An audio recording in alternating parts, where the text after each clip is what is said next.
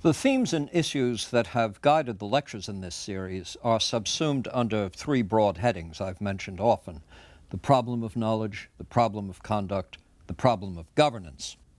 Now, different figures have attached themselves to one or more of these, important contributions often coming from quarters beyond academic philosophy. Some of the great ideas in philosophy have not been contributed by philosophers. Indeed, if by philosopher one means a student of the subject who has earned advanced degrees in it, well, then very few of the great ideas have been contributed by philosophers at all. Socrates, Plato, Aristotle come to mind immediately, but so too do the ancient physicians, a number of medieval theologians, several mathematicians. The list of contributors is long, and the specialties are diverse. Sigmund Freud is on the list, but less by way of medicine than through a specialty he personally did much to create. Freud, of course, needs no introduction. He has shaped contemporary perspectives on the nature of knowledge, on our understanding of the sources of our conduct, on our sense of the very nature of the person. He has profoundly influenced thought across the entire spectrum: aesthetics, literary criticism, moral philosophy, indeed philosophy, to such an extent that one has good reason to refer to the Freudian world. Well, who is this fellow? He was born in 1856 in Moravia, moving with his family to Vienna 4 years later. He was the eldest of 7 children, born to his father's third wife. Graduating from gymnasium first in his class, Freud undertook the study of medicine at the University of Vienna when he was 17. It was there that he came under the influence of one of the significant scientists of the period, Ernst Brücke, about whom Freud would later write, quote, "He carried more weight with me than anyone else in my life," close quote. Now, Ernst Brücke was a professor with whom Freud actually did some original research. In light of the influence he had on Freud, Brücke is someone we should know a little bit about. Early on in his own scientific education, Ernst Brücke became associated with one of the great figures in 19th century physiology, Johannes Müller. At the time he was there were 3 other young men who would become leaders of thought in German biology and science in the second half of the 19th century. They were Carl Ludwig, Émile Dubois-Reymond, and the most famous of the 4, Hermann von Helmholtz. The 4 of them were of one mind in regarding all biological functions as based on physics and chemistry. No vital force or élan vital, no occult powers, no vis vitae. Brücke and Dubois went so far as to take an oath to each other, to the effect that they would accept no principle in biology that was not grounded in the basic sciences of chemistry and physics. Specifically, they would accept that, quote, "No other forces than common physical chemical ones are active within the organism," close quote. You see a heroic oath here. Now, I say of the 4, surely the one who achieved the greatest celebrity was Hermann von Helmholtz.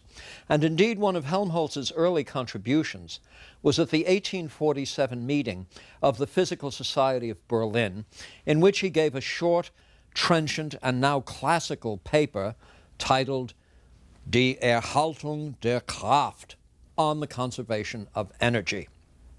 It's interesting that the first version of the essay had been submitted to the journal Deutsche Annalen Physik, roughly the German Annals of Physics, and was rejected for being too speculative.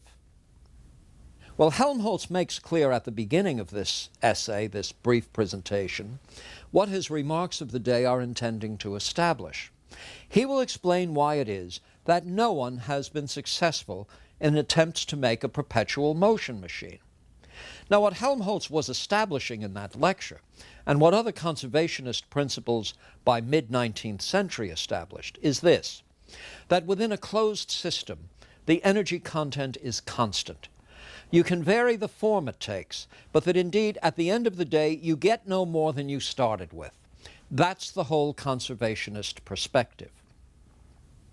I mention this because when we get to Freud's theory of hysterical symptoms as conversion reactions, that the hysterical blindness or hysterical paralysis or hysterical deafness is just the physical manifestation of something occurring at the level of psychic energy. We see here conservationist notions surfacing in Freudian theory. That indeed Freud's repression theory of hysteria is part and parcel of a more general conservationist physics, not only picked up at the knee of Ernst Brücke, so to speak, but obviously part of the general scientific ethos during the time of Freud's own education. So I do want to say that Freud is not only ever the scientist, but he's always in touch with leading developments in science. A fine work by Frank Sulloway titled Freud, Biologist of the Mind, really makes the case very well how close Freud was in his thinking to the best scientific thinking of his period, and how consistent he was in attempting to ground psychoanalytic theory in the more basic sciences. But far more important than conservationist principles in physics was the Darwinian revolution, which Freud accepted chapter and verse. Darwinian theory was the opening of a window. The whole perspective on the natural world changed.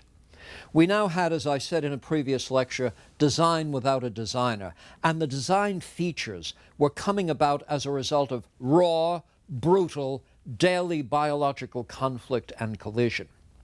The real world was not peaceable. It was a kingdom in which the creatures take the form they do by way of self-serving, selfish commitments to survive. That's the bottom line. The individual organism does this through modes of self-gratification and procreatively achieves the same for the species as a whole. This is all written in the thick book of evolutionary theory. And by the time you're a student at the University of Vienna in the 1880s, this really is no longer a topic for debate. It may be hotly debated in cafes in and around Vienna, but to the scientific community, whatever was wrong in Darwin was more or less in the footnotes, not in the main points. And so Freud accepts evolutionary theory as a starting point for any general theory about human nature. And that much, I think, has to be credited, put in the credit column to Darwin's influence on the world. Now, I say Freud's ambitions were fairly modest to begin with. He wanted to be a research scientist in medicine and have an academic position at Vienna. Vienna was probably the most Catholic city in Europe, and the University of Vienna was surely the most Catholic university, perhaps outside the Pontifical Gregorian and a few other places. And it was fairly clear that Freud, as a Jew, was going to face a fairly low ceiling as far as academic prospects were concerned. He was already contemplating marriage and a family, and so with some reluctance, he entered medical practice rather than taking on a full-time academic position. So now he's going to go off and practice neurology, which is what he was trained in. Well, what kinds of patients will he see as a neurologist? He'll see patients not unlike many patients seen today by neurologists. People come in complaining of a headache that won't go away. Or there seems to be a sudden change in their visual sensitivity. Well, they wake up in the morning and one of their extremities, let's say the left arm, has greatly reduced mobility. Or they get out of bed and they seem to be dragging a leg behind them. Or one of their pupils is dilated, that sort of thing. Or they might have a region of the body now completely bereft of sensation. Now, what Freud knew, and what all neurologists at the time knew, is that some of these symptoms are directly traceable to neuropathies. That is, there's actually a lesion or insult of some sort in the nervous system producing symptoms of this kind. But some symptoms take on a form that could not possibly be accounted for on the basis of anything then known about the anatomy of the nervous system. Of course, the textbook example is so-called glove anesthesia. That is, the patient comes in and has lost all sensitivity in the hand over an area that would be covered by a glove. The area covered by a glove would actually not be based on anything we know about the neuroanatomy of the arm and hand. The nerve distribution to the arm and hand can't produce an anesthesia of the hand alone. So here's a symptom that is not a bona fide neurological symptom, or at least not a pure neurological symptom. It's some other kind of symptom, a symptom of some other kind of condition. In Freud's time, generically, these were referred to as hysterias, and in the example I've cited would be called an hysterical anesthesia. To this can be added hysterical paralyses, hysterical blindness, and the like. Now, hysteria took its name from the Greek word for uterus. Before the 19th century, it was widely thought that conditions of this kind occurred only in women, and generally as part of the complexities of their reproductive biology. Now, Freud was not the one who turned things around on that point. In fact, it was Charcot, whom I will mention in a few minutes. Charcot had a lot to do with getting rid of that idea. But even before Charcot, medical practitioners knew that hysterias did hit men, and good and hard, though they already recognized the tendency of men not to show up with complaints like that, but for women to do so with regularity. Let me just say that one of Freud's tasks then, as a neurologist, is to distinguish between hysterical symptoms and bona fide neuropathies.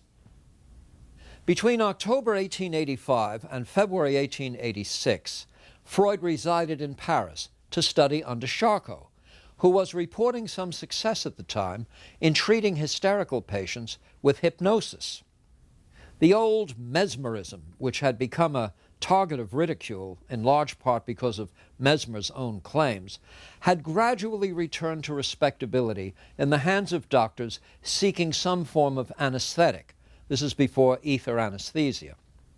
Charcot extended the use of hypnosis now to diagnose and treat hysterical patients. It is known, for example, that hysterical symptoms, unlike neurological disorders, can be moved around the body by way of hypnotic suggestion. It was a keen insight on the part of Charcot to see in some of his hysterical patients a psychic response to traumatic experiences. Freud would imaginatively develop this idea that traumas generate physical symptoms by way of unconscious processes. With 6 months of experience behind him, Freud returned to his practice in Vienna and for a time used hypnosis, giving it up chiefly, I suspect, owing to what he took to be its mysteriousness. Now, Freud's friend and colleague, Joseph Breuer, was also a graduate of the University of Vienna, practicing neurology in Vienna, and the two would meet and compare notes. The patient of greatest interest to Freud was one that Breuer had been treating since about 1880, and who comes down to us as the famous Anna O. She had been caring for a tubercular father for years.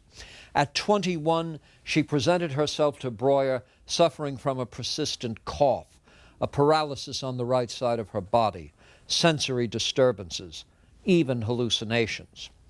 While in treatment, Anna O developed a total aversion to drinking. She avoided dehydration by eating fruit, but would not take fluids directly. On one occasion, she lapsed into a state of self-hypnosis, during which time she reported the disgust she felt when she had seen a dog drinking from a glass. Post-hypnotically, Anna O was cured of her aversion. Now, what Freud and Breuer concluded was that each of her symptoms was the residual of some earlier trauma, which, when purged from memory, resulted in recovery. It was Anna O herself who referred to Breuer's discovery as a talking cure, and of the process as akin to, quote, chimney sweeping, as she put it. Well, Freud and Breuer proceeded to make a series of systematic observations in their patient populations, satisfying themselves enough that they had interpreted correctly what had taken place with Anna O. Their treatise, published in 1896, was titled Studien über Hysterie, Studies of Hysteria, in which the theory is advanced that hysterical symptoms are invariably the outcome of repression, and psychoanalysis was born. Years later, in his introductory lectures on psychoanalysis given at Clark University, Freud would say that Breuer deserved credit for the earliest beginnings of the discovery in his work with Anna O, at a time when Freud actually was still in medical school. Now, as for the theory, it supposes that the patient has incorporated a traumatic event, a traumatizing thought, at an unconscious level. Certain fears and desires have been placed beyond conscious awareness, presumably because of their content. As a result of this repression, this blockage at the psychic level, well, a process is developed that converts this to a physical hysterical symptom. This is in a way something of a hydraulic theory, in a manner of speaking anyway. The normal flow is stopped up and pressure builds, released by way of other outlets. You stop things from getting expressed at one level and they pop out somewhere else. And add to this notion those principles of conservation dominant in the physical sciences. Take a piece of paper, set it on fire in an enclosed vial. What results is a mixture of heat, light, ash. But the total energy in this closed system hasn't changed. The total energy is the same, but the form is different. Now, granting the validity of the repression theory of hysteria, which already presupposes a quite active unconscious life, the question that naturally arises is what kind of thought or wish or desire is of such a nature that the patient's psychology would keep it out of mind at the price of lost sight or lost sensitivity, lost movement. This seems to be a hellish price to pay. So obviously what's getting repressed must involve fairly high stakes issues. And what might these be? Well, now on his own, with Breuer content to leave theorizing to others, Freud embarks on one of the more daring theoretical voyages ever. Inspired by evolutionary theory and taking human nature to be drawn from animal nature, Freud focuses on survival mechanisms. Our very ancestry guarantees that at the level of the individual, everything will be done to promote survival. Everything will be done to enhance pleasure, to minimize pain. And in the process, we will engage in such procreative activities that will guarantee the survival of the species as a whole. So what you have de novo now is a creature that is self-regarding, selfish, self-protecting, hedonistic, impelled by instinctual forces designed to gratify. That is the pleasure principle. That de novo we come into the world designed in such a way as to seek and enhance pleasurable experiences and minimize those that are in any way painful. Pleasure is the sensation that nature endows us with so that we do what we have to do to survive. Do you see? It works like this. Why does an infant suck at a nipple?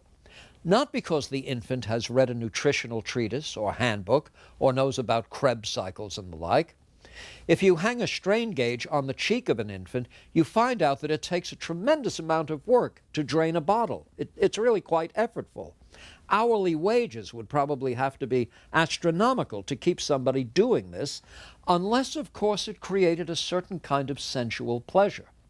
So the infant sucks for reasons. Freud says that at the bottom, the reasons are just expressions of this very well-developed instinctual tendency to survive. And so he reaches the concept of infantile sexuality. The infant does what it does because it derives sensual pleasure from doing it. That precious, little, wonderful creation of love is in there, pleasing itself in one of those well-known sensual ways. And as you move through these Freudian stages of psychosexual development, you find that what shifts is the mode of gratification. But gratification remains the constant goal. It's just how one achieves sensual gratification that changes.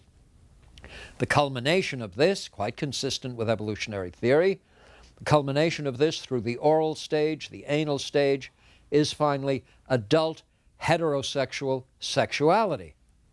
But why is it that adults do engage in heterosexual sexuality?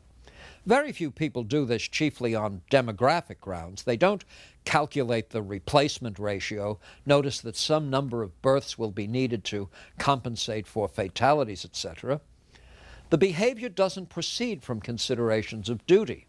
Rather, the activity is a source of pleasure, and it's the pleasure that explains it. But what people do for pleasure is what nature actually would require for the success of the species. So adult heterosexual sexuality, in virtue of the fact that it yields pleasure, serves the purposes of nature. Now, all this is at the level of the pleasure principle. But what sort of world would we have if human beings simply labored in the service of the pleasure principle 24 hours a day? Now, of course, some of you cynics out there are going to say, well, I suspect it would be the world we do have. But this is a separate topic. In point of fact, most of the time we conduct ourselves in a way that denies us certain pleasures. Indeed, we even write laws that will punish those who act solely according to the pleasure principle, which is to say that in order for there to be an integral society, the pleasure principle has to yield. And this creature, designed by nature to gratify itself, to please itself, to avoid punishment, to be selfish, this creature has to become civilized and socialized and acculturated. That is to say, the pleasure principle has to come face to face with what Freud calls the reality principle. Yes, there is here that Hegelian dialectic in yet another manifestation, as it was seen in Karl Marx's theory. The idea being that this ego, this self, the self that we recognize in the mirror, the sorts of people we regard ourselves as being, each of us singly, how we regard each other, well, it's a reconciliation of two quite opposing forces. The self or ego arises from the opposition of two powerful principles, the pleasure principle and the reality principle. The pleasure principle itself arises from what is most basic and instinctual in our animal nature, described by Freud as the id. Society gets working on us from the earliest moments to fashion a being that becomes a tolerable member of society, so society can preserve itself. And that is through the education and acculturation of the conscience, the development of a conscience. It's the word that it's the world that begins each day with no, no, don't do that, behave yourself, stop, etc. Now, announced to a creature that is constantly saying at the unconscious level, now, me, more, right away. So you see the conflict here. And out of that comes, I say, not quite a happily reconciled entity. Life is never as pleasurable as we know it could be, and indeed we never quite measure up to the highest social expectations that have been set for us. So out of the tension between the id and what Freud calls the superego, the conscience, there emerges this ego, this self. The ego is that synthesis out of the thesis-antithesis sort of dialectic. And this puts a new light on the problem of knowledge, the problem of conduct, the problem of government. The first lesson to be learned is that the tensions here are to some extent relaxable, but not eliminable. That indeed the demands of society being what they are, it is necessarily the case that the life we live will not be a fully authentic one, which is to say, we will not act as our own truest and most basic impulses and instincts would have us act. We begin the compromise from the earliest possible time. And to make sure that these compromises are made, we have parents, we have institutions set up to do just that. Now, parents, of course, have us doing things and not doing things based on what parents take to be good reasons. So parents might tell children, don't do this until you're married, and don't do that, and don't do this. And they might tie this into some basic religious precept or certain ethical precepts and the like. Of course, these very religious precepts, these very standards and social customs themselves, are the outgrowth of processes that are essentially unconscious. You do some kind of rationalizing after the fact. Well, we tell our children that there should be no sexual intercourse until marriage, and that's because ... The because then offered as a justification may be taken from Scripture, or from the Baltimore Catechism, or even the Surgeon General's annual report. But that's not what's actually prompting the directives. That's just what occurs at the conscious, superficial level, the surface level of society. What actually is going on here is that institutions and practices are being formed to move people toward, relentlessly toward, heterosexual modes of sexual gratification within the framework of marriage for the purpose of securing the needs and interests of society itself. Whether you're dealing with a tribal community or the fashionable east side of Manhattan, whether it's the Oxbridge crowd or something radically different, the institutional and social arrangements are designed in such a way as to secure the interests of the society at large. And those interests are finally and basically of a biological Darwinian nature. At stake is the survival of the collective. Now, it may take on a variety of institutional, tribal, religious, customary forms, but once you read through the symbolism, you see that the same thing is going on in all these places. Well, now this is quite a bizarre theory when you think about it. As with evolutionary theory itself, psychoanalytic theory has this Gothic character, something we might expect from, say, Mary Shelley, or something to be painted by Henry Fuseli. Beneath the surface rationality and simplicity is the busy workshop of the unconscious, directing and forming complex institutions, causing weird dreams and disturbing symptoms, rendering at once fit for and discontented with civilization.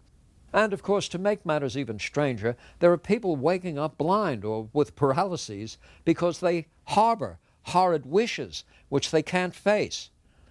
Well, what kind of wishes might these be that would cause such symptoms? Take a guess. Sexual, of course. This is Freud, after all.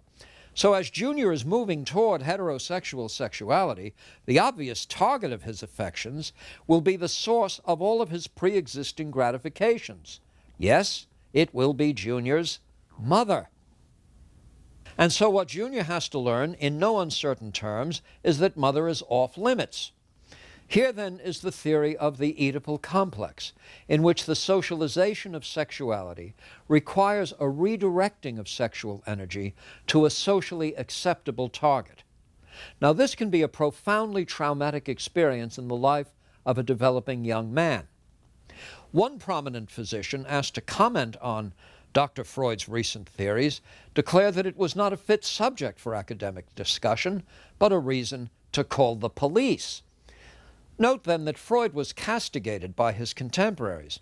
I think perhaps less for the sexual content of the theory than for the fact that it was so theoretical in the first place. Freud is writing at a time when Ernst Mach and the whole positivist movement in science has developed its full stride. Doing science means especially not doing metaphysics. Science is an essentially observational enterprise designed to generate general, testable, and refutable laws. And here along comes Dr. Freud out of Vienna talking about Oedipal complexes and totem poles, dream sensors, and all that. Freud was destined for criticism, I should think, even with the sexual content muted or, for that matter, removed. What evidence is there for the unconscious at all? Freud claimed that the royal road to the unconscious is through the interpretation of dreams, that the dream world is the world in which wishes are fulfilled.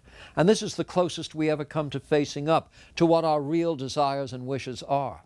But in fact, if we saw them in all their reality, we'd never be able to sleep. So there's a kind of censoring mechanism that puts into symbolic form something that you see. Here's the bottom line. The bottom line is life doesn't work. The dream doesn't quite work. The symbolism is enough to let you sleep, but because it's symbolism, you're not really dealing with reality at all anyway. So it's another one of these compromises. The persistent dream of turning the corner and being tripped up by little puppies, tripping up the policeman, do you see? Well, the Keystone Cop who's tripped up by little pets is the persistent dream of the chap who thinks his younger siblings have enjoyed the affection of his father far more than he has, or that he will trip up authority, etc., etc.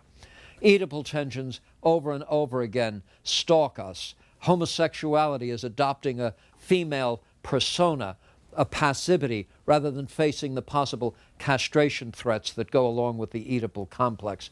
So all this very Gothic, very imagistic, very, very powerful theorizing.